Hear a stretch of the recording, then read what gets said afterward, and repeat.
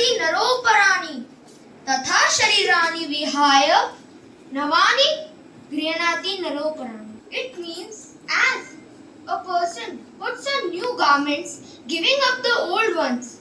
Similarly, our soul accepts new bodies, giving up the old and useless ones. Yada yada hi dharmasya glanirabhavati bharata abhyuthanam dharmasya tadatmanam srijamyaham. It means wherever there is a decline on righteousness and an increase in unrighteousness, O Arjun, at that time I manifest myself on earth.